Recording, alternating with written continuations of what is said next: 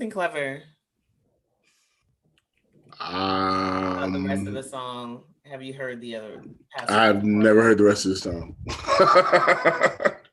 Bust It is more than 4 bars long. What is it? Oh, it's terrible. I went and watched the video. I want to see Meg do the challenge. All right. Oh, we're live. We're live. I feel like We're live changing titles in the middle of shit. that's cool. I feel like with Meg, I would know exactly what hers would look like. It wouldn't be much of a surprise. I mean, well, yeah, y'all already know what she looks like. She might do something cute and clever. Like, did you see Monica's Busted Challenge? No, I didn't. So Monica starts it out, and then when she drops, her oldest son comes up, and he's like, "Bust what? You somebody mom? What you gonna bust?" I thought that was cute. That's funny. I've seen ones with books, Bibles. Yeah, I saw a variety of different ones. Some of And them I'm are not corny. really a big fan of hold on a second, because I'm doing like 10 things at the same time. I'm not really a big fan of the alternate version. I'm not really a big fan of, like, I saw one dude do it. I saw two guys do it where I didn't think it was corny. No, I saw one guy do it where I didn't think it was corny. The other guy definitely, absolutely thought it was corny. Because like that's not what it was for. Then I seen people do it and then not do the dance, and I'm like, well, shit. I'm not doing it because I don't trust my knees to be able to do, like, I don't trust my knees, my hips, or my ass to do any of that shit. Also, full face of makeup. Stop. But like I've seen people do like just their face, and then like I saw one girl, somebody tagged, like not tagged me, but I saw a thread of like all plus size women, and one of the girls, like instead of dropping down to the floor, like she was twerking on her bed or something like that. Still very impressive. But I just feel like, there's choreography. Let's go with it. And you know what really pissed me off? So I might be one of, like, it's me, Erica Banks, her label, whoever the producer was, and the girls who danced in the video might be the only people that have actually heard that whole song from beginning to end. Because I went to go look. And when I pulled up the video, they're not doing the dance from the challenge in the video. So I don't even know who decided that it was a bounce, bounce, bounce, sway, sway, bounce, bounce. I don't know if that's an official thing, but I just really feel like, being that I don't trust that I can do that, I'm just going to keep myself out and continue to enjoy the videos like the rest of y'all. And I think it's dope that women can see something like that and be like, yo, like all these bitches is bad and all of this is wonderful. Keep them coming. Because I don't know that men would be able to show each other appreciation like that. So this reminds me of the other challenge with the makeup. And I think it's cool because I know we're gonna get like, because I already start seeing like the mashup compilations, and I was here for the African women in traditional garb. Yes. So, it's funny because me and Sam been sitting here watching it. It's like I'm not gonna watch those busted challenges. The next thing you know, you're watching 10 in a row. It's fun. It's fun. It is fun. Hold on one second, because I'm trying to coordinate something for my peoples. So the song was produced by Sergeant J, and Erica Banks is an artist out of Dallas. Yeah. Dallas is Dallas. They get an anthem every now and then. They definitely get an anthem. No, go ahead. Sorry. No, that was it. They get them off. Yo, but on the low, Texas has a cachet of dope ass female artists. They do. It's Erica. There's this girl named Anaya. It's Meg. It's Lizzo. It's Normani. It's there's so many of them. The other girl, Asian Doll. Asian Doll. There's another girl. Cash Doll. No, there's another girl that I used to follow. Oh, Cash Page. My bad. Cash Page. Yeah, I forgot about Cash. I was saying Cash Page. like they're out there. So it's very exciting to see. Y'all know I'm a fan of female rappers. I'm gonna bring back my you know what? My birthday's on a Wednesday, so I'm gonna bring back my Botham playlist on my birthday on the 27th, 2 weeks from now. So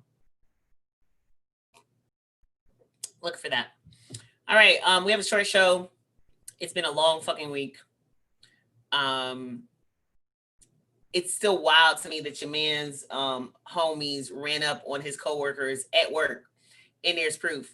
And your man still got a job, but he does still have a job. He has been impeached for a second time. However, they're not expecting for Congress to, or for Senate to be able to go ahead and go through the whole proceedings to officially kick him out.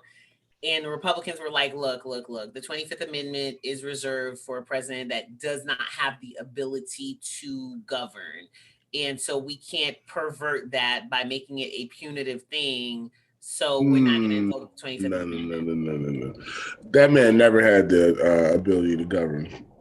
People have died in real time. Like, this guy has more blood on his hands than any president in history. So, you know, it's political. Let's every week and every day, let's be clear. Republicans are afraid of the base of racists who ran up on the Capitol who are also Trump voters. They are sympathetic because they have to be, whether they're scared of them physically running up on them like they did at Lindsey Graham in the airport, or if they're just scared of losing votes. It has nothing to do with principles, or they're just, the party's been hijacked. We said that a long time ago. Yeah. And you've actually seen it play out. Trump's the worst president ever. It's not even close. He was impeached twice, and he will be officially removed once the Democrats take over. He's just not going to be removed, you know, on Mitch's watch. And that's cool. That's cool. Just get him out of here.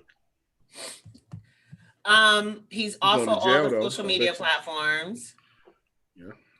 Yo, Google. Okay. YouTube still not. YouTube said no uploads, bro. No uploads. No. No, but the wildest take that I saw, the most American thing that I saw last week was the number of people that are like, wait a minute. If they censor him, they could do it to anybody. No, because everybody is not on this fucking internet inciting riots and telling people to do violent, wild shit. No. Also, this has nothing to do with the government. This has nothing to do with your First Amendment right. It has everything to do with Twitter making you check off a little box, and they do it every couple of years and be like, hey, sis, we've upgraded our terms of services. Go ahead and read it and let us know that you read it. And we all click off the box. None of us read it. I don't know what none of my social media platform terms of services say.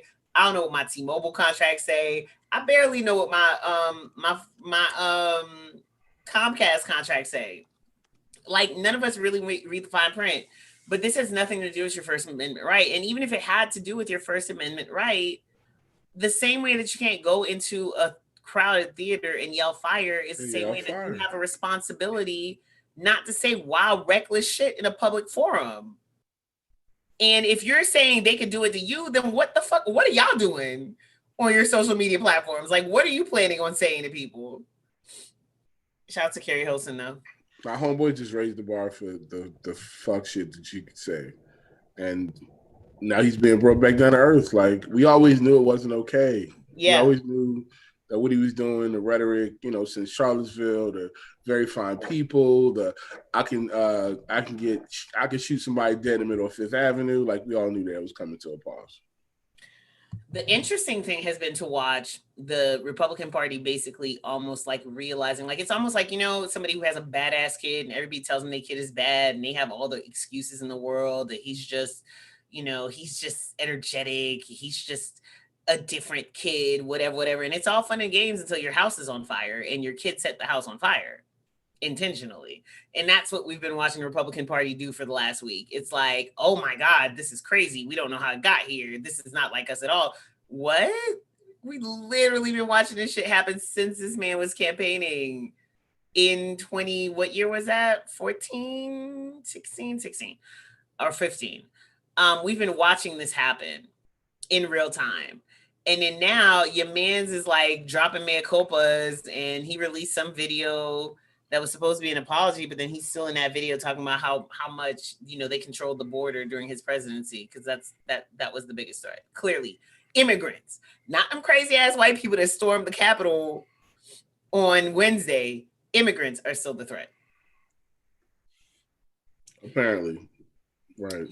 Meanwhile, as we continue to enjoy the theater that is white people turning on white people, apparently Trump is refusing to pay Rudy Giuliani's legal fees.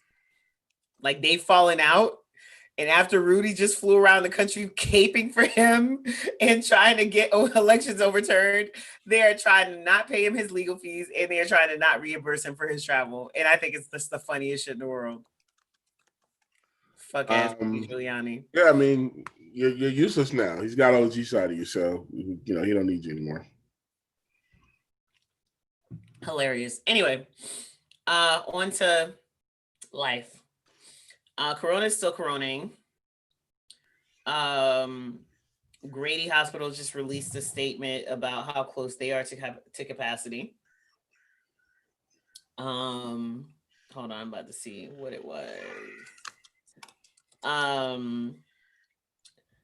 And let me see. The head of Georgia's largest hospital, Grady Memorial in Atlanta, says his faculty is full and close to making tough choices on providing care. This was yesterday, according to 11 Alive. I believe that there is going to be another lockdown. I think it's inevitable. I think everybody else is doing it, including China. And so, the new administration comes in next Wednesday. By February, I feel like y'all should really be prepared to be in the house like February. But it's so crazy that we're right back to where we were at last year, right? Like, we went into lockdown in March. Except we have a vaccine. A vaccine. Here's what I think is going to happen. Hopefully a more competent administration. I think Actually, not hopefully. There's no way to not be more competent. Yeah, by default. By default. Like, I think what's going to happen is the vaccine is going to be readily available, like corner store. Like, go down to your local Walgreens and get it. It does seem like they're making access to it more expedited. I mean, because nobody knows why. Well, yes, we do, but nobody knows why. Let's pretend nobody knows why Trump and his people decided to slow down giving out the vaccine. Here, guys, we're just gonna give it out. Here, just 5 million of those. But call it Operation. What was it called? ASAP. Warp Speed, right? Warp Speed. They can let Tip be in charge and let him call it Operation ASAP. Deliver the vaccine to the tune of a bop. Shouts to DJ Toom. So, in any case, we are literally right where we were a year ago. Or coming up on a year of all of this coronavirus shit. Like, I've been paying attention to it for a year now because, around this time last year, that was the two things that I was really kind of hearing a lot of on the news. Oh, Mikey just pointed out we didn't do an intro. Hi guys. Welcome to episode 2 of season 2 of the Chopping Block podcast. Y'all see this cool box around us? Yeah. Oh yeah, it's all around us. But I mean, some people are listening. Good morning. But they also had to click on and know what it was. Y'all knew what this was when you got here. You knew what it was when you got here. So anyway, like, the two things that I was hearing about last year around this time was the earthquakes in Puerto Rico and this crazy virus in China. So it's been in my consciousness for a year. We're starting to think about ways forward, ways through, ways out, ways past this thing. And, in the way that's most relevant to us, I think, well, maybe not to you because you have kids. And so that matters more than this shit. But Anthony Fauci says that he believes that we will be back to live performances by the fall. They did a virtual conference call on Saturday with people in the performing arts world, according to the New York Times. And he said that it would require, for music venues and theaters to be able to reopen, that it would require American authorities vaccinating somewhere between 70 to 85% of the population, which would bring us to herd immunity. And he said, if everything goes right, this will occur sometime in the fall of 2021, so that by the time we get to the early to mid fall, you can have people feeling safe performing on stage as well as people in the audience. I think you can then start getting back to almost full capacity of seating. We'll be back in theaters, performers will be performing, audiences will be enjoying it. It will happen. Now, of course, everybody who canceled their tours last year postponed their tours for summer 2021. And I don't know why this is saying the speakers aren't working. So obviously that's not happening. All them people that thought they would, South by Southwest is virtual this year. All the people who had postponed their tours for this year, that shit is pretty much a wrap, or for the summer anyway. You're really gonna miss 2 South bys. Two That's South bys, crazy. bro. How do you miss 2 South bys after almost a decade of fucking South bys? Ugh, wow. It's so wild. Well, maybe not a decade. I think for me, it's been, let me see, last year would have been the 5th year for me. I started going either in 2015 or 2014. But still, like, it's just such a regular part of my life. Like, my family be knowing, like, don't look for me second week of March because I'm not even in town. But they are doing it virtually.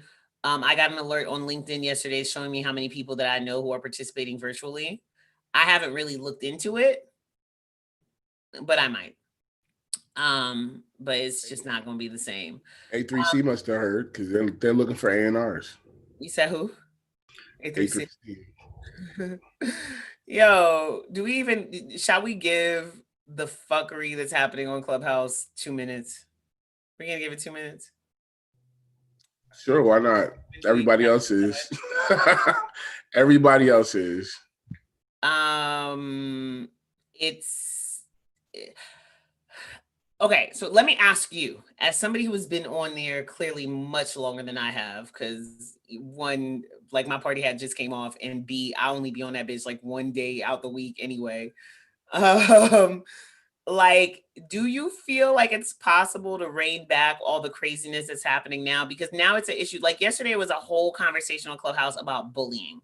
And it was multiple rooms started about one situation that happened between two people. But that's not the only place that bullying is happening, right? Like, I have a homegirl, Morgan. I don't know why I'm blanking on Morgan's last name, but she's been talking about just like the way that people have been verbally assaulting trans women on Clubhouse since she's been on there. Like, I'm talking about people will bring her up to a stage and then start just saying like rude, disrespectful shit, calling her Juana Man, like just all kinds of dumb shit, right? So that's the crazy part. It's like people bring you in, like, so I was in a room with Royce and Apathy and a bunch of other artists, and we had the white rapper discussion yesterday again, but a much more respectful, okay, a much more respectful one. We were really talking about culture. Peter Paul was, shout to a bunch of the folks on there, but okay. So the bully thing, because I was listening while I was in Target. So it was I remember the guy's name. He was like a nature person or something. Shaka Bars on Shaka Instagram. Bars, right? So Shaka Bars is going into these doctor rooms where doctors are talking about the vaccine, and they're getting into it. And apparently, he was ousted from some stages. I can imagine why. And then somebody got reported, and then the doctor got kicked off the stage, and then they called the doctor into the room yesterday, and he got kicked off the platform altogether. And somehow, yes, he did. He got kicked off. He got reported. Somehow Tiffany Haddish was in there, and Jason Lee from Hollywood Unlocked, and it's all these celebrities are saved Shaka Bars, and I'm just like, yo, this is the problem with celebrity in 2021.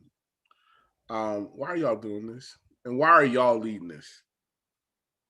Why are we sitting here talking to watch Tiffany Haddish beefing with people on Clubhouse and Twitter at the same time, laughing, talking about I'm from the hood.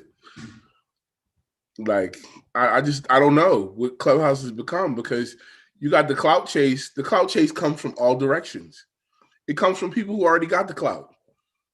It's weird. And it's a bunch of people, pretending to be qualified about things like, cool. If Shaka Bars feels however he does because the nature told him, or a dolphin swam up to him and said, hey, this is what's going on with viruses, and he decided that he wanted to come share that. If you go into a room with a bunch of cats who went to school for half their life to study these things, and they want to come on Clubhouse and give out information that they feel is relevant to the public, and you want to go in their room and cause confusion, you might get kicked off the stage, bro. I'm just saying. Your mic's going out. Ty. So I'm just talking. There you go. I just really don't understand why it's still so difficult for people to understand. One, if I go into a room and I don't like what's being said, I can leave. And two, I can make my own space and give out the information that I want to give out, and people could tap in if they want to tap in. Absolutely. Because I think I was following him. I think it was him that kept popping up. Like it keeps tagging me. I follow somebody named the Black Historian. I think it's Shaka Bars, but I'm not sure if it's him or if it's a different person, right? If you follow these people on Instagram, if you know these people from Instagram, that's what brought you to their pages on Clubhouse, you already know what to expect. I was just scrolling IG and I just saw Dallas Penn say some wild shit. Dallas is Dallas. Dallas is guaranteed wild shit once every 3 days, I'm sure. Probably more than that. I just don't be seeing it as often. Like, walk out of the room, walk out of the conversation, like leave it alone. Y'all are beefing with people that you can't actually see. Like that you're not actually obligated to interact with at all in any way, shape, or form. This shit is weird. Cause like this Shaka Bars dude is just an internet celebrity. He's like what's the guy's name? Brother Nature. You know what I'm saying? He's a step above. But he's not too far from your boy with the school that's never going to materialize. I mean, I don't know. Shout out to Brother Nature. I'd rather Brother Nature be hanging out with some geese and shit than this guy. But I thought Brother Nature was a scammer. And this guy isn't? No, but I mean like an actual scammer that was actually like I don't know. leading a cult and getting women to like give him all of their belongings, all their money. And this guy isn't? Why is he half naked on his like, come on, bro. Listen, it's a lot of shit I have to pay attention to. So that's one side of Clubhouse. The other side of Clubhouse is the Cap Olympics, as you like to call it. The Cap Olympics. Oh my God. Yeah. There was a room about DistroKid. And according to all of my learned music industry friends, and y'all know I'm old. I tell y'all I'm old all the time. I turned 41 on the 27th. I'm telling y'all this because I want y'all to fuck with your girl. You know what I'm saying? Like, don't make me have to remind y'all on the 27th that it's my birthday. But like, I've been in the music business 20 years. So all of my friends, for the majority, my friends have been in the music business a little bit longer than me or about as long as me, right? Like most of the people that I rock with in this business are people that I've known from the very earliest stages of my career. Most of the people that I rock with in Atlanta are people that I've known from the time I moved here in 2004, whatever. It's people that I have yet to see talk about Clubhouse that I saw jump up to talk about this DistroKid thing and how it was a stage full of people who don't understand distribution for real, giving out information. That shit gave me anxiety because once again, it was a room that I wanted to avoid. Full disclaimer, I run a distribution company. So technically DistroKid is my competition. But DistroKid has been going for a while. They've serviced a lot of people. They've allowed a lot of people to put their music out. Here's my problem with this whole thing. Once again, pull a white man into a room and start yelling at him. That's number one. That's what Clubhouse has become. It's become pull a white man into a stage, or pull a trans woman on stage, or pull a doctor on stage, or, whatever. Pull anybody on stage and be abusive. So you got this lady, Harlem, who's apparently a cult leader, teaching a bunch of old niggas, and I mean old, 50, 60-year-olds who putting out mixtapes about ISRC codes and things. Now, ISRC code is Oh my That's god. basically like the INDB number equivalent, right? It's like you're doing decimal number. It's the international Yeah, recording. it's basically like the equivalent of that. I think I forget what it is, but I know It's what you're the talking about. international standard recording code. So basically, when you create a recording, right? A recording, the sound recording itself, you get an ISRC code from your distributor most times, right? So if you distribute it through the Orchard or whoever distributed it will give you this, they give you this IRC code, and it Mm-hmm. has basically designations. The first two numbers is your country, and then it's like codes from there. But the point is, you can buy ISRC codes. So they're like $90 for like I believe 1,000 or something like that. But you don't have to. And if you're using DistroKid, why would you? Why would you use a distributor that costs you $20 a year and then go spend hundreds of dollars on something that you don't need to pay for it because they give it to you? So basically, they thought that if the distributor gave you this code, that somehow the distributor could actually own your music. And if somebody needed to call you for, say, a licensing opportunity or a record deal, they would call DistroKid first. Right. So they accused Phil of hoarding these calls and negotiating contracts on behalf of other people and taking their money. And we're just like, what are y'all talking about? What is like what in the see? This is why y'all old niggas shouldn't have got the internet, right? After a certain age, they should have just said no. You don't Says qualify for the internet. says we're not young. No. But So, we came with the internet. okay. We so I mean, I'm I'm just talking. saying, like, we've been on the internet for 2 decades. We've been We on have, it. We were but worried about the internet crashing on us because we didn't know how computers were going to handle 1999 turning to 2000. but Miss Harlem and her, I don't know where they was. Maybe they was out in the street, but they wasn't on the internet. They Remember, clearly remember, didn't want remember to the see. internet was for nerds. Yeah. No. People I work on with somebody this. that's told me now. He said, "Look, it's been too long now. It's a lost cause. Like I've given up on the idea that I'll ever be good with technical shit. That's why I have you."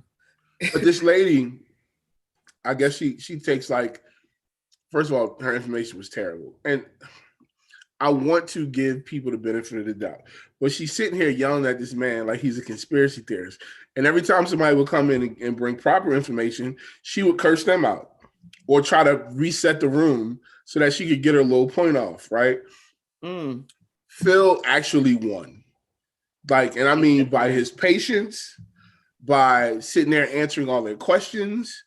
Like he came out looking like roses. DistroKid, their stock went up because he navigated that shit like a pro.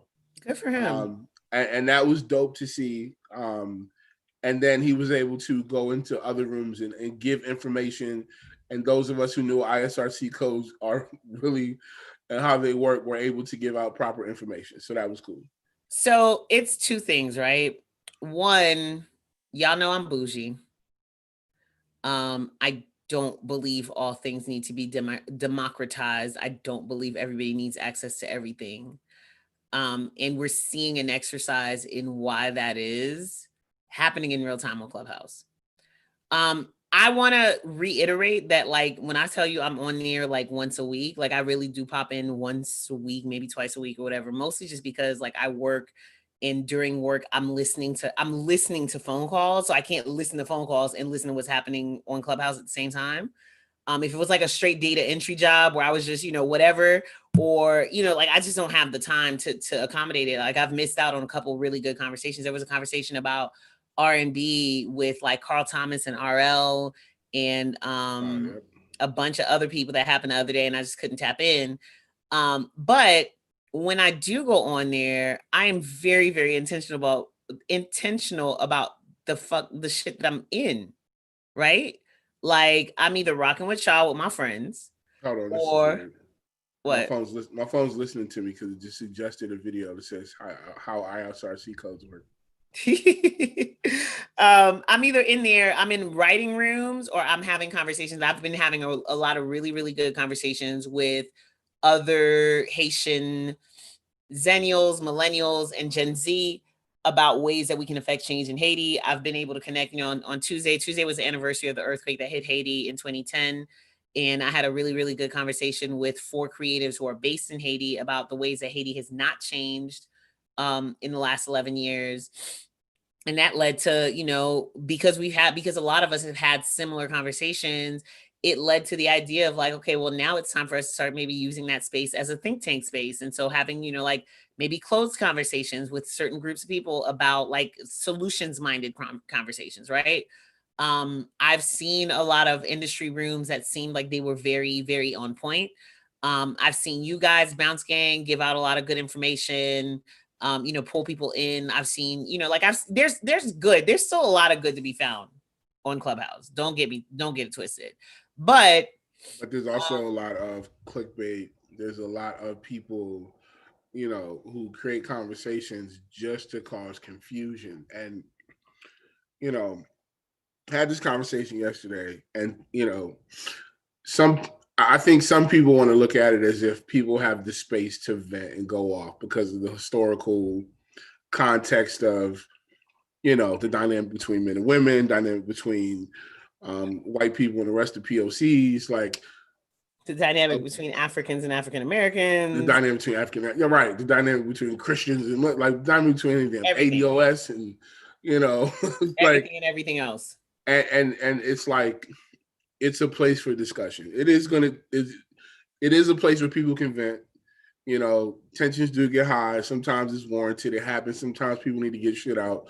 But I don't want to see angry mobs running around Clubhouse starting rooms so they can, and then they ping people in and just berate them for 2 hours with no solutions, no like actual discourse. Like that shit's for the birds. But on the whole, Clubhouse, once again, find your space.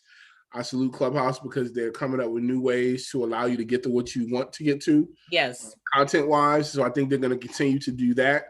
And they've made it to where now you can search topics of interest. They've made it to where you can follow topics of interest. You can find people based on that. So that you can, curate your hallway, man. You go into mine right now, what you're going to see is right now, because it's early in the morning, you're going to see meditation rooms. You're going to see co-work rooms.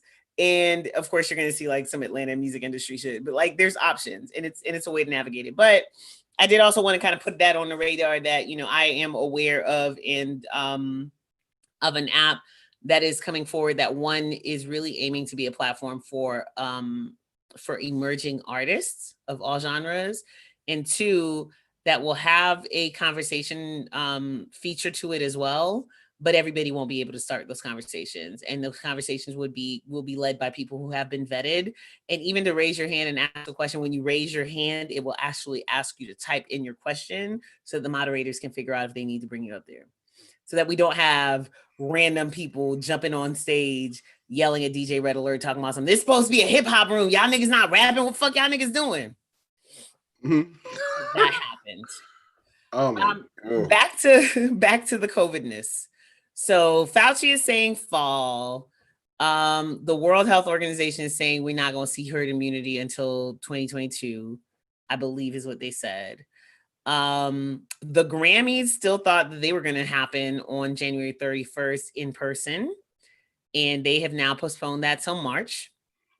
Because, like the whole of the United States, Los Angeles is absolutely in a spiral right now and having another spike. Oh, California is terrible right now as far as cases and crazy. If you're in California, stay safe.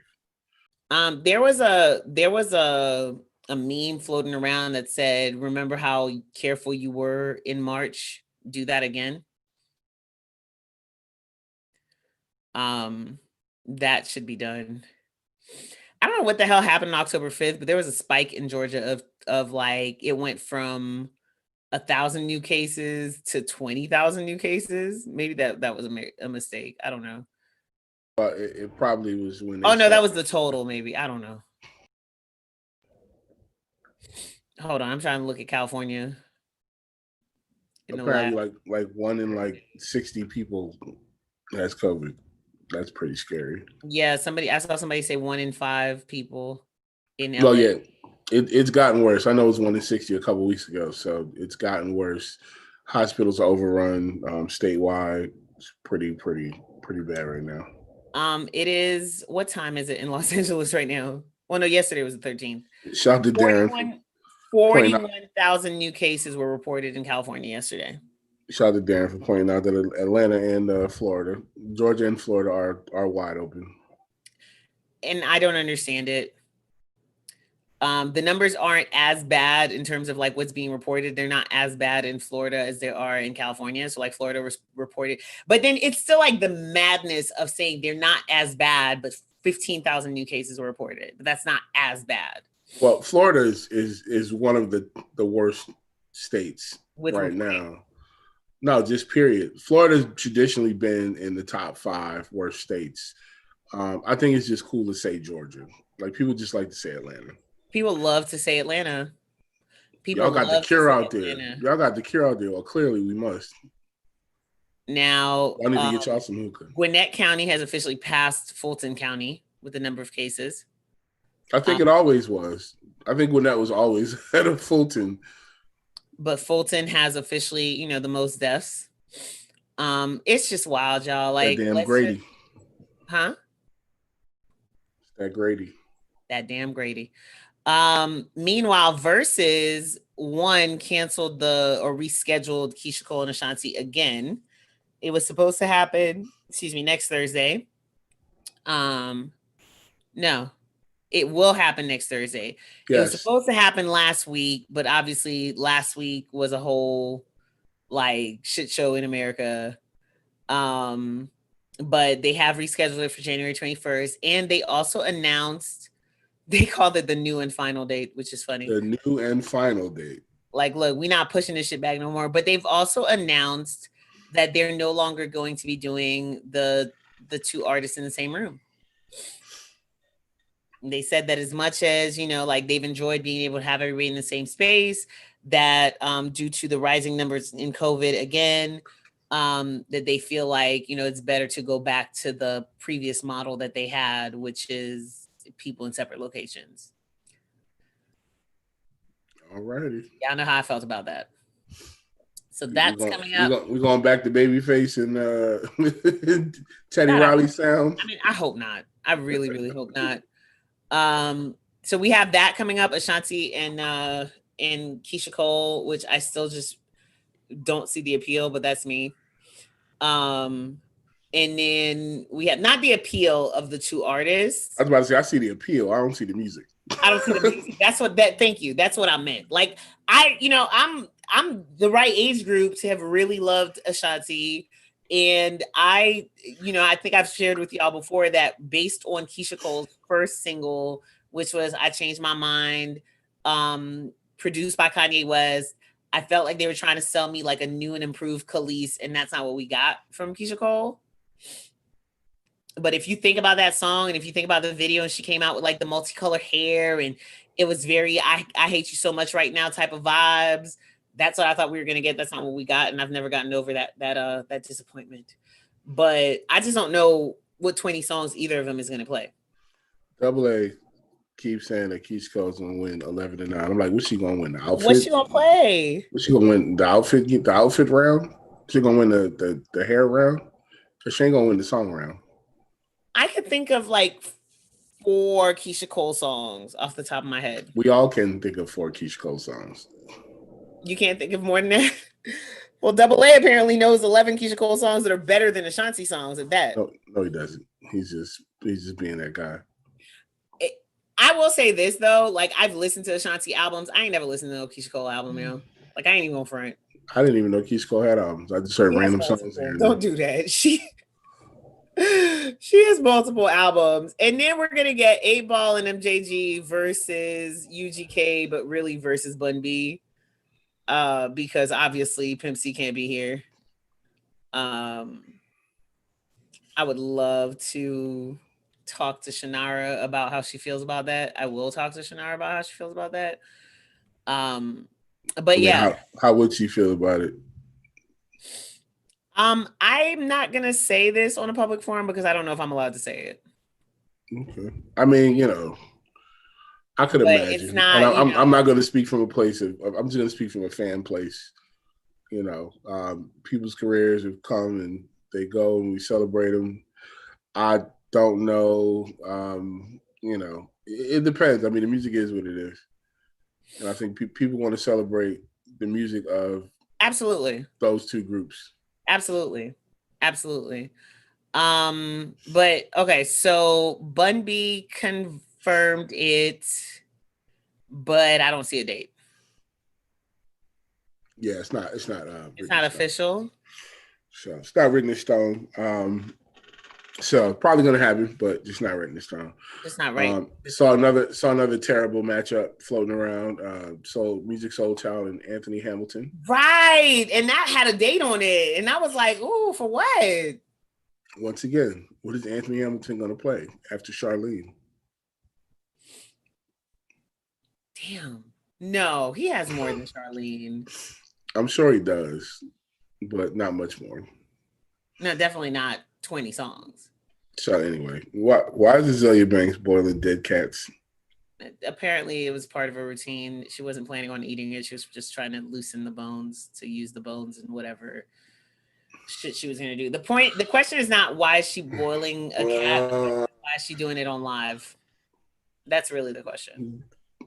The question is, why do we still give a shit about what Azealia Banks does in 2021?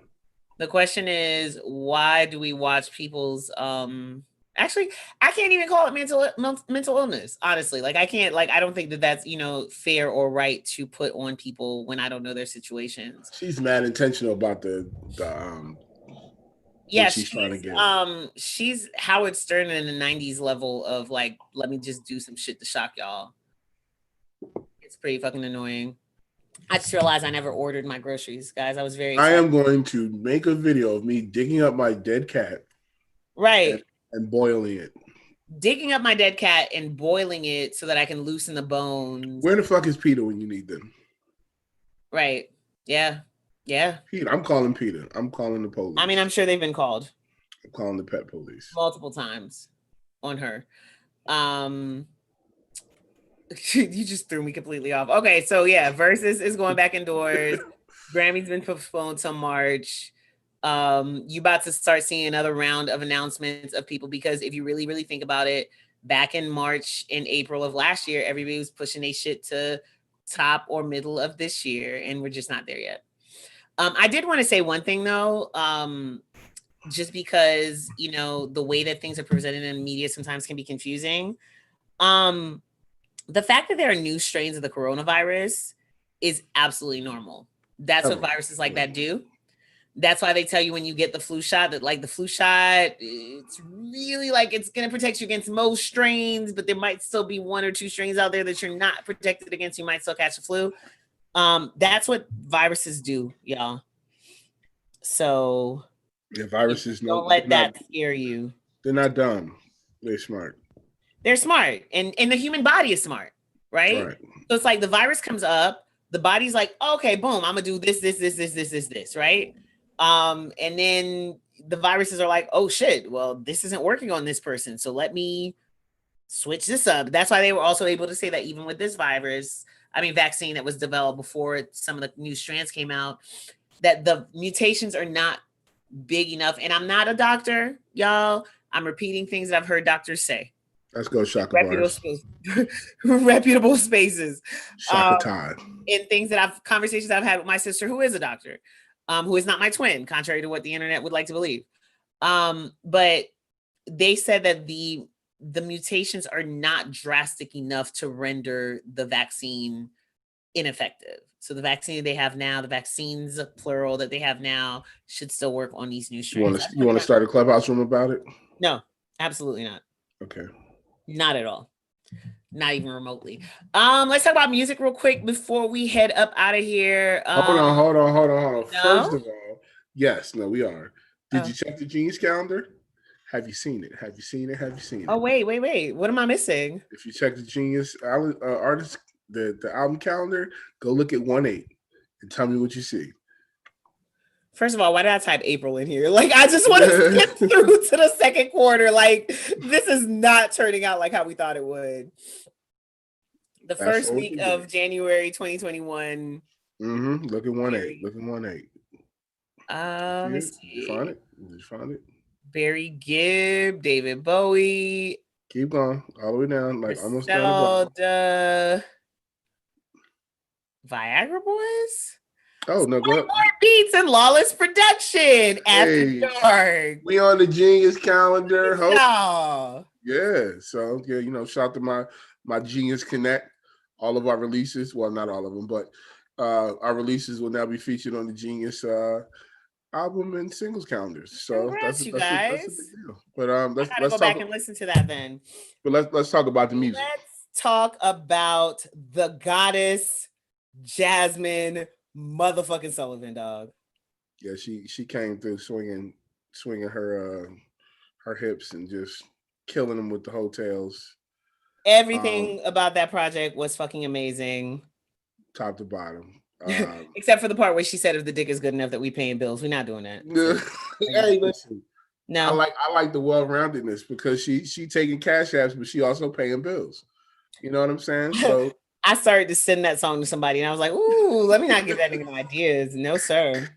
Nah. It's not what we doing. It's not what we doing.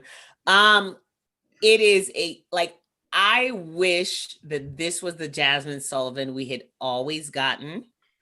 But also, as a woman of a certain age, I understand that Jasmine didn't necessarily have it to give until now. As a woman of a certain age, a woman in my 40s. Jasmine Sullivan is 7 years younger than me. So she's about to turn 34. She's 33 now. That level of like, hey man, this is kind of where I'm at in my life and you can take it or leave it, that hits you about 30. I mean, I like the evolution. I think when you go back, you look at her discography, you'll see the evolution of a young woman living in the world, a judgmental world, finding her way, dealing with love, dealing with loss at different stages. Yes. And coming to the realization that I'm here for the fuck shit.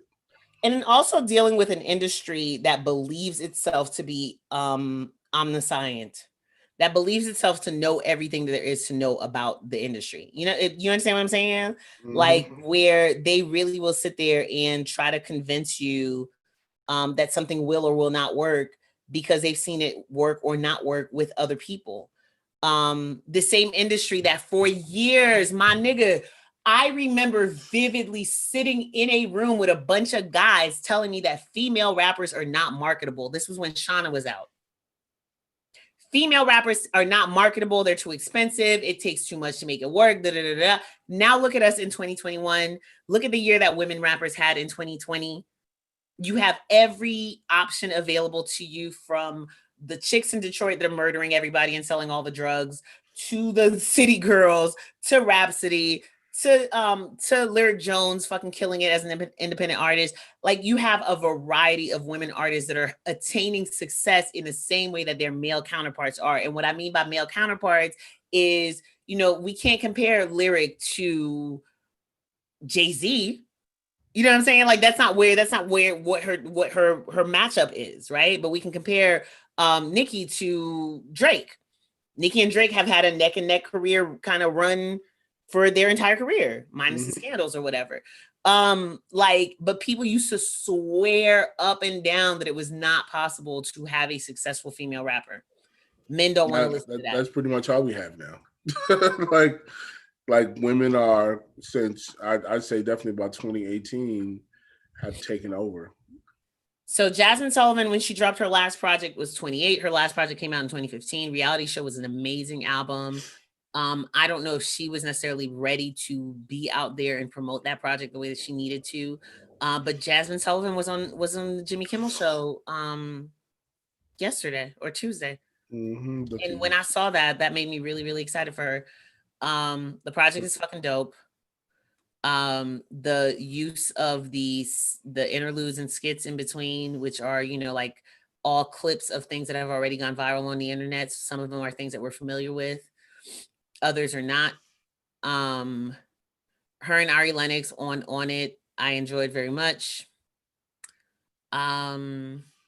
I don't really think there's anything on this album that I didn't want or didn't enjoy.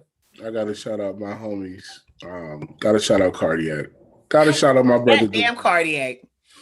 Yeah, he's having a run. Gotta shout out my brother Dilemma, who's been with Jasmine working for a couple years now. Gotta shout out my man Wu Ten on that track with Cardi and Ari Lennox, Key Wayne. So I feel like, and also got to shout out Nova Wave, who are amazing, amazing singer songwriter producers, and they've been killing it on the low for the past 5 years. This sonically is what it needed to be. Yes. And I think it's the completion of dope content, great features, and just great compositions. Just things that made her want to go in and do her thing. You know what I'm saying? So shout out to all the creators who were involved in the process of this EP. Because please, child, don't get me cursed out by Jasmine, because she said this is an EP. Oh, my bad. This is not an album. 14 songs on it, sis. She said everybody calling it an album and giving her anxiety and high blood pressure. Oh, okay, don't worry about it, girl. She said she's gonna get back to the white people and getting away with it. So shout out to Jasmine. Hotels. I'll go listen to it. I enjoyed it very, very, very much. Very much. But it's really the only thing I listened to this week. It was the only thing that kind of dropped. I mean, honestly, it was really the only thing. You got a David Bowie 2-pack. But other than that, it really wasn't much. I am going to try to go back and check that Griselda, project. But that's about it. We want to talk about upcoming stuff? Yeah. So Division is dropping something called Amusing Her Feelings. Now, their last project was called A Muse and Her Feelings. So I don't know if this is the deluxe version of A Muse and Her Feelings, or if this is a whole new project. But I'm going to look that up real quick. So do you have the list up so you can run through the rest of it? Once again, it's not a lot. We're starting out pretty light. Yeah, for the whole year. Yeah. Zayn Malik is the only other one that I see on there that I'm excited about. Okay, got a track with Sid. I like it. Okay, so I'm looking at A Muse and Her Feelings to see if it's the same thing. It's the same list of songs. It's a 20 tracker too, so that's a lot. But I feel like so A Muse and Her Feelings was 16. Yeah, it's basically the deluxe version. Deluxe version. Yeah, okay. So I remember a lot of these records. Mm-hmm. Still here for it though. And I would love to see for them to do some really, really cool shit. Like, who was it that did like the dance versions of her album last year? That was, what is that child's name? She did the Madonna versions. I cannot think of her name. It'll come to me. And then, I've been hearing a lot of noise about One Night in Miami ever since last year when it was on the festival circuit, which is a film. It's Regina King's directorial debut. It's coming to Amazon Prime, I think this weekend, possibly. Don't quote me on that. And so the soundtrack for that is dropping on Friday. And because it is a project based on, it's a fictional night in which Malcolm X, is it Malcolm X? No, I'm lying. It's Muhammad Ali, Dr. King, and one other person who was like a well-known name from that era, I think an author, all are together for One Night in Miami. So the music is, reminiscent of that. Leslie Odom Jr., Terrence Blanchard are the majority of the songs are by them. Also, I believe that was Charlie XCX. Last year with the remixes? Yeah, she did a whole remix album. The Blessed Madonna remixes or something like that. So January is still looking really, really light. We don't know what's going to happen in terms of like surprise drops because people still love to do surprise drops. The internet was very excited yesterday about Benny the Butcher's upcoming project with Harry Fraud. The Butcher Nickel. That was the only album that I've seen people talking about by accident. But I mean, like, you guys, Like January so far has been just a little heavy. So Oh, we get our first Marvel series. which one? WandaVision? WandaVision starts Very excited about WandaVision. comes out at 3 a.m. and Today. yes, and we have missed a year of content from Marvel. We had Endgame, and we haven't had anything since. Right. So I'm excited that they're turning back up. Me and Kiko are excited that they're turning back up. They're turning all the way back up. Petco is all out of Marvel toys. We had to take a trip for her to go get, for me to go get some more Petco, some more Marvel and DC toys. Well, we got Thor's hammer in 24 hours. Well, she destroyed Thor's hammer in 24 hours. Oh, Kiko. Kiko's a fucking nut, yo. And then like she'll tear a toy open and like we'll be digging whatever she's digging out of the toy, and I'll look at her and she'll look up at me and be like, "This is what it's for." Like, what? That's not what you bought it for? But I don't feel bad because I got all these toys on sale. So here's a hack for the pet parents out there. I can't believe that phrase just came out of my mouth, but it is what it is. If you shop at Petco's sale prices online are typically cheaper than what the sale prices are in the store. Like it's usually the same shit on sale, but it's cheaper online than it is in the store, and the store will honor the online price, even if you didn't buy it online for a pickup in store. They'll match that. So I paid $2 for Thor's hammer. For it to get destroyed in 48 hours, I'm not even mad. Shout out to our producer, Mikey. We got 2 minutes left. We have 1 minute. We have 0 minutes left. Any last words? I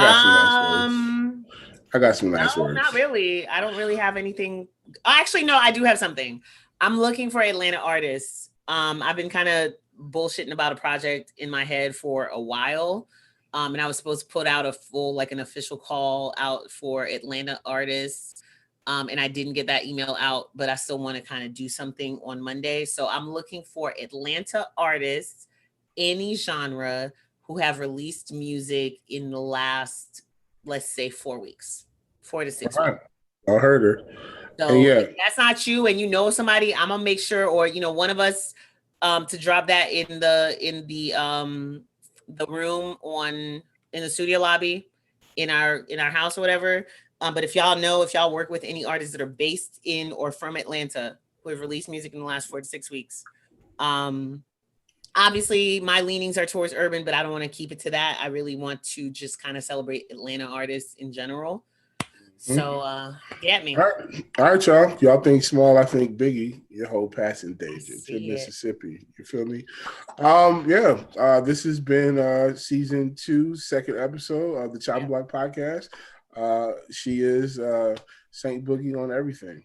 And he is at Scissor215 on all of the things as well. The podcast is the Chop Block Pod on Twitter, at Chop Block Pod on Instagram. Wash your hands, cover your face, keep away from niggas that you don't know how they move. We'll see you next week, y'all. Well, that's it.